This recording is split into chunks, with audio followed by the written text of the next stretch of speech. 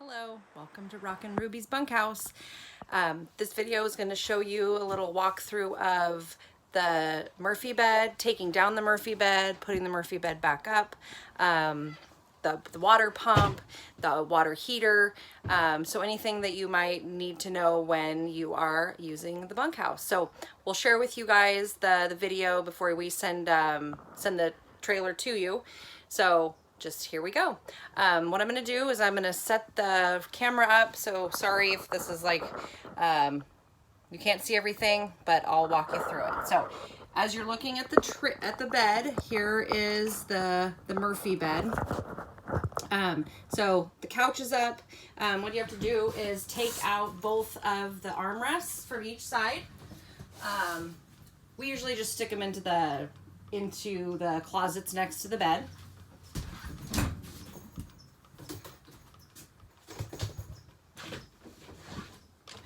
Along with the pillow. Pillow goes in the closet. So once that's down, just flip the little armrest over. And then the couch is on like a hinge spring. So just lift up from the bottom and it'll bend, and then you can push the back down and it'll fall right down. The little armrest in the middle will get stuck on the bed. So just push that down as well. So once the couch is flat, then you go up to each of the latches on each side of the bed. The bed won't fall down if one latch is undone, so don't be worried about the bed falling. So unlatch the one side, walk around to the other, and then unlatch, and then the bed will start coming down. So this is the footboard. So you want to pull this out while the bed's coming down and you're helping it. It doesn't have any hinges, so you'll have to help the bed down and it'll fall down. So the bed will be sitting flush onto the floor. The footboard will be down. It might come up a little bit as you'll notice, because there's no pressure from the mattress. So once this is down, then you have the mattress folded up. It's a tri-fold, so it's tri-folded into there. So I'll show you how that works too. So once the bed is down, then you can pull the mattress out. And that is just by pulling out the bed like that. You might have to push it back into the head there, so then it's flush with the end. So that's how you let the bed down.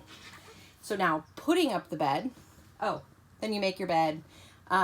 We usually take our bedding off of the mattress at the end of the day, in the morning when we're ready to put it up, because unfortunately it doesn't fit inside the compartment there. So we'll roll our bed up, just like fold it up, and then put it up on the bunk beds for the day. And then, so to put your mattress up, remember it's a tri-fold. So what you'll do is you'll tri-fold it in the middle, like lift up here, and then grab the foot and kind of pull up and push the foot in to bend it. So there it is. It'll be bent in the middle.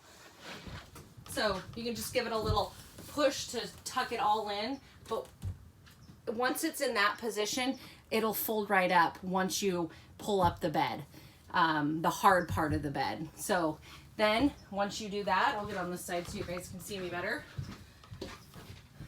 Fold the bed up. Watch your fingers, because it does pinch when this footboard comes forward. So you can push here in the middle, so you can watch your fingers. And then latch the one side. And then walk around. Latch the other side, and then you're done. So for the couch, pull up on the bed on the bottom, and you'll see that the top will wanting to come forward. So with that comes with the pillows. They get a little stuck too. So pull the pillows out, and then you'll feel the back of the couch and like push. While you're pushing on the base, pull up on the head, and then it'll come down. And then replace your cushions.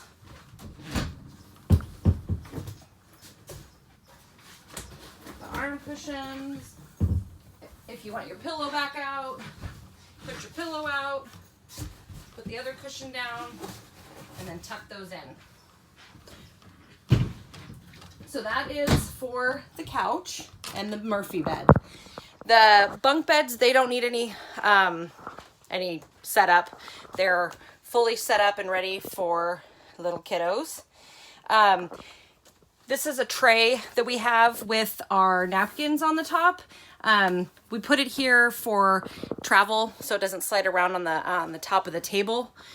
But once we're set up, we put the little tray on top of the kitchen table just so you have napkins. That tray also folds out. It has little legs and it'll fold out to be like a TV tray and a serving tray, which we use for eating outside. And then when you're done traveling, put it back into the bed.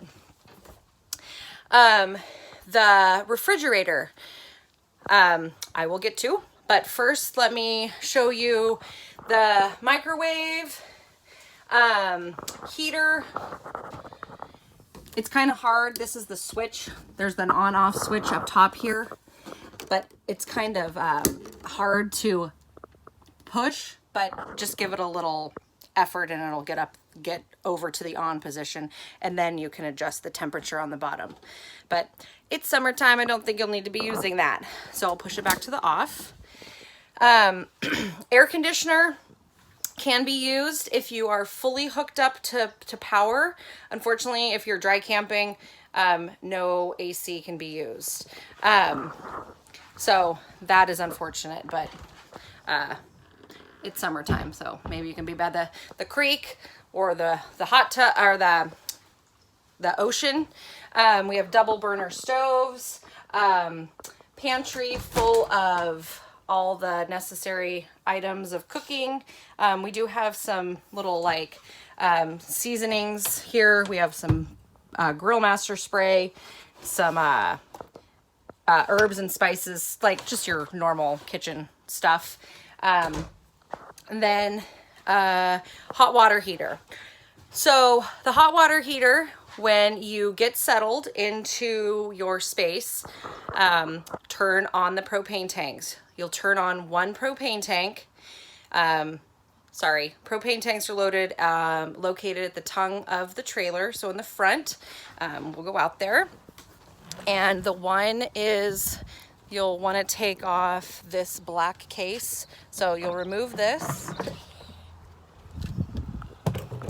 Then you are going to open the valve of the propane. So turn that to open. Turn it all the way open.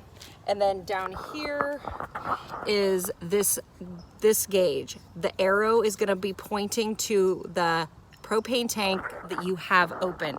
Only open one at a time so that you'll know how much propane you'll be using from that one tank. Keep an eye on that, but for a weekend, you shouldn't be going through a lot of propane because it's only going to be running the hot water heater. So that's that. Turn it off when you're done at the end of your camping trip, and definitely turn it off before you travel. So that is huge for safety. You want to have your propane tanks off, just in case something were to happen on the road and you got in an accident.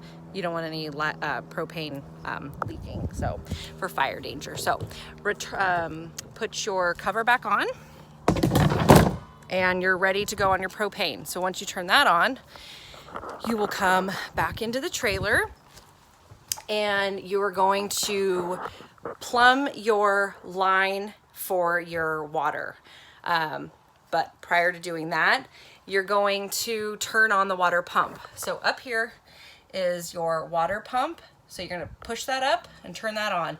It's gonna make some noise, but that is your water pump. Then once that's going, then you're going to turn on your water. So what we do is we turn on the hot water in the kitchen and in the bathroom, plumb the lines for the hot water heater, and then come back to the little gauge up here and you're going to turn the hot water heater on.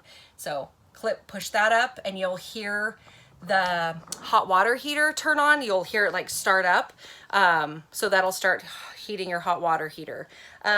If it doesn't turn on right away and you run the hot water heater and you're like, oh gosh, it's not getting hot, plumb your line again of your water and then come back over to the hot water heater pump or hot water heater and turn that back on.